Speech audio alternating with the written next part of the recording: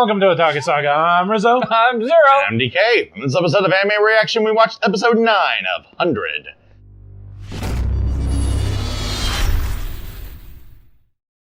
If you want to check out our reaction to the 9th episode of 100, hit that link in the description below. And be sure to leave us feedback in the comment section, because I know you're going to hate some things we say.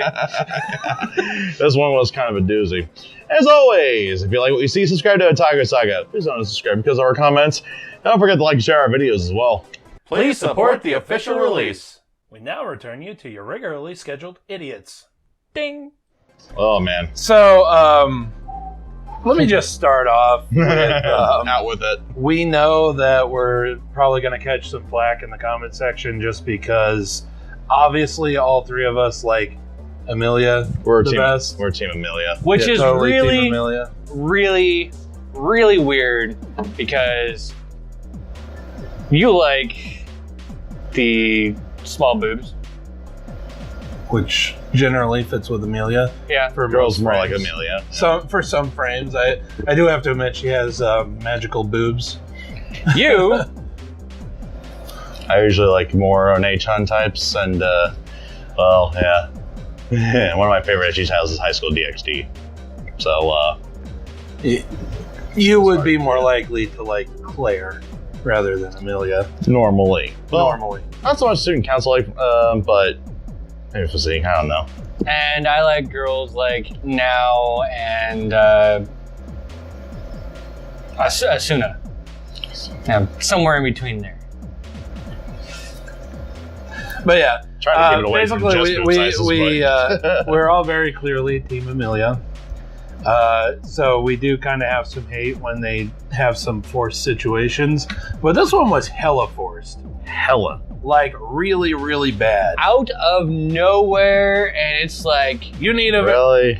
oh, we can't get through the enemy's shields. to save the fucking world, you have to kiss Claire. To save the world, you have to kiss Claire. That's like a game that elementary school kids play. That's not good writing.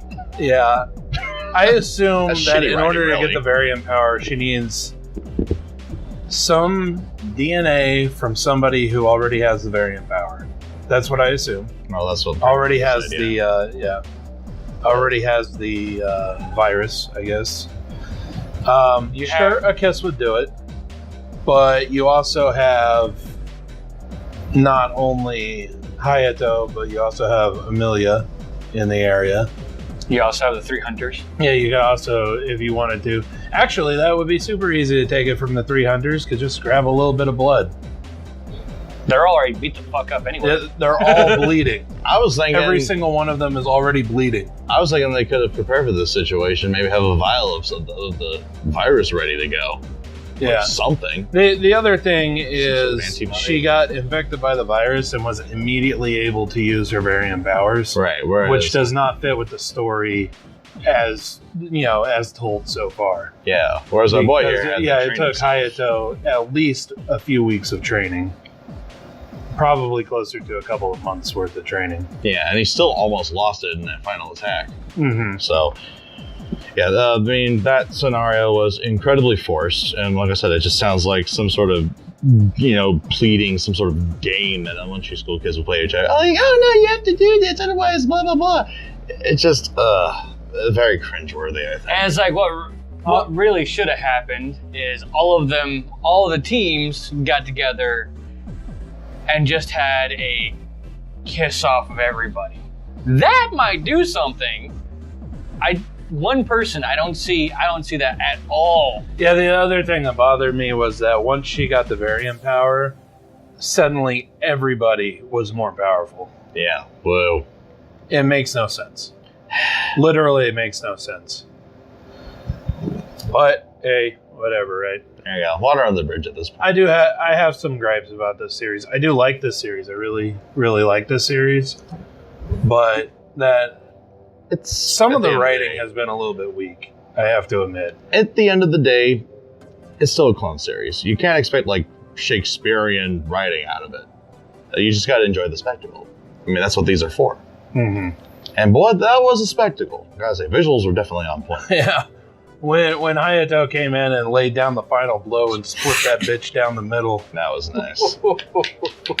That was. But I also have to point out an issue that I actually have with the artwork, which is not something that I generally have a problem with in this series.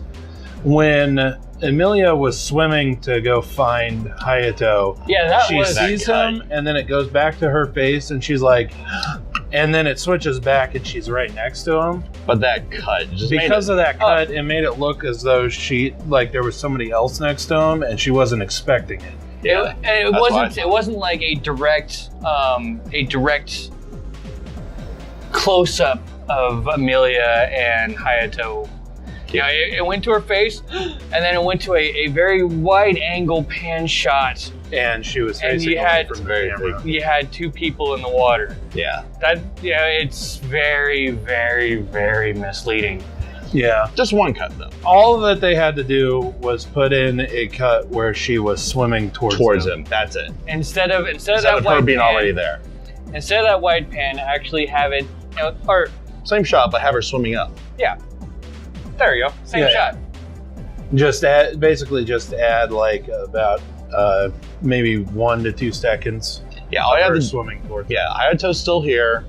She swims up, kind of from center of shot, and that solves your problem. Yeah, that's only a few. But yeah, that particular shot was very confusing. Yeah. That would add to the animation budget a little bit, but alternatively, just take the wide angle shot out. Right. Yeah. Alternatively, you can take that shot out and just show her close up and grabbing him. There we go. Just kind of kissing him. So Ayato's head's right here. She comes in, kind of enter the shot. Less animation that way. Yeah. There are a couple ways you could have gone about this. It just seemed very odd. Yeah. It was a very awkward piece of animation, I think. Well, not so much the animation. I think it was editing. Yeah, the editing was very awkward in that. But just the one cut, though. I mean, it's just the one thing that kind of stood out. Everything else was all right, I think. Yeah, other than that, this series has some pretty good animation to it. Oh, yes, very much so.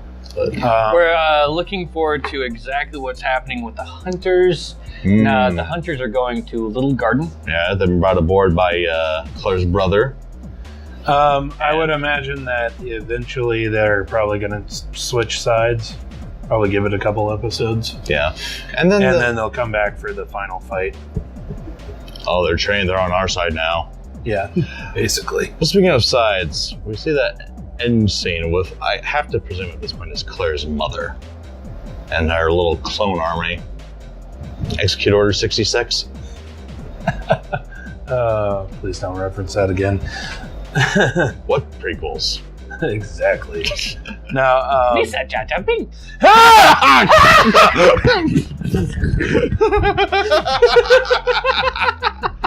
Actually, what I wanted to point out was the weird ass flashback for the hunters, which, by the way, as Zero pointed out during the episode, enter a power that was never before seen most of the way through the series, but just this once because we need to show some background for the hunters.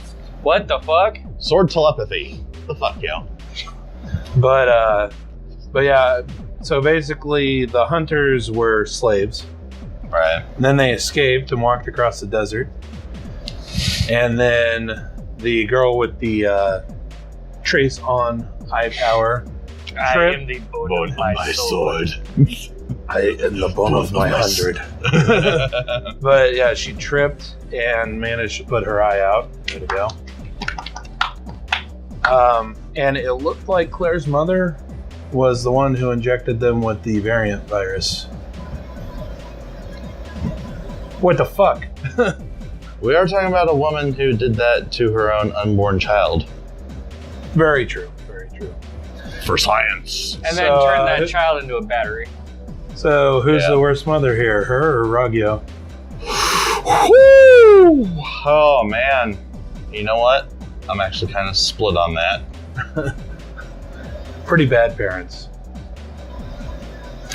So next episode is going to be a school festival. So a breather episode, maybe. Kind of looks like it's going to be like an athletics festival kind of feel, but maybe probably fighting. Yeah, a nice little in-school tournament. Kind of, because it can't be a clone series without a tournament.